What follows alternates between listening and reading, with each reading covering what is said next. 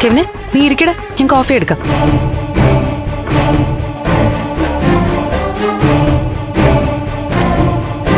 എന്താടാ നിനക്കൊരു ടെൻഷൻ? വന്നപ്പോ തൊട്ട് ഞാൻ ശ്രദ്ധിക്കുക. എന്തു പറ്റി? ബല, കുരുക്ക് എന്റെ നേർക്ക് വരുന്നുണ്ടോ എന്നൊരു സംശയം. മനസ്സിലായില്ല.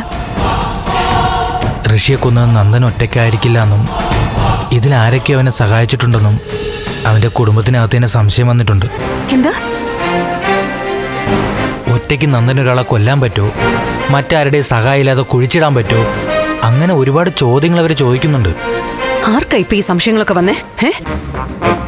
അത് പ്രഭാന്റെ ചോദിച്ചോ? അതോ സിദ്ധാർത്ഥനങ്ങളോ? അതോ ദേവിക നീ കണ്ടിരുന്നോ? അവളാണോ ഈ സംശയങ്ങളൊക്കെ ചോദിച്ചേ? അത് ഞാൻ ഇവിടെ പറയടാ, ആർക്കാ ഈ സംശയങ്ങളൊക്കെ വന്നേ? അല്ല, ഞാൻ പൊതുവായിട്ട് പറഞ്ഞതാ. അത് വീട് പൊതുവെ പറഞ്ഞാണെന്നോ? എന്ന് വെച്ചാ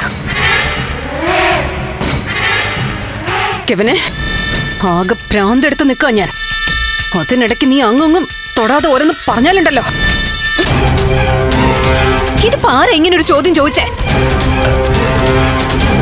അവർക്ക് അങ്ങനെ ഒരു സംശയം ഉണ്ടാവുമെന്ന് സംശയിച്ച് ഞാൻ ചോദിച്ചതാ. കൊലപാതകം നടന്നു ഉറപ്പായ സ്ഥിതിക്ക് അവര് പലതും ചിന്തിച്ചു കൂട്ടുമല്ലോ. നീ എന്തോ മറയ്ക്കാൻ ശ്രമിക്കുന്നുണ്ടല്ലോ. എന്താ വല്ല ഈ പറയുന്നേ? എന്ത് പ്രശ്നം വന്നാലും ഒറ്റയ്ക്ക് നേരിടേണ്ടവരല്ലേ നമ്മള്.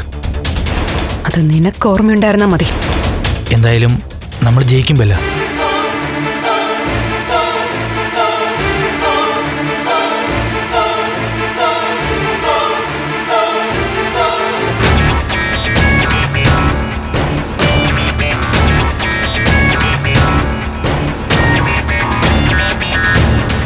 എടാ, ബെല്ലിക്ക് ഫ്രണ്ട്ഷിപ്പും ജീവിതമൊക്കെ ഏറ്റവും അടുപ്പമുള്ള വിശ്വസ്തരോടൊപ്പോ. വിശ്വാസം കെടുത്തുന്ന തരത്തില് ഒരു വാക്ക് പോലും ബെല്ല സഹിക്കില്ല. സ്നേഹം കൊണ്ട് തോറ്റുകൊടുക്കുന്നവളാ ഞാൻ. പക്ഷെ എന്തെങ്കിലും ചെറിയൊരു ചതി ആരുടെയെങ്കിലും ഭാഗത്തുനിന്ന് വന്ന ആളും തരവൊന്നും ഇല്ല എനിക്ക്. അത് നീ മറക്കണ്ട.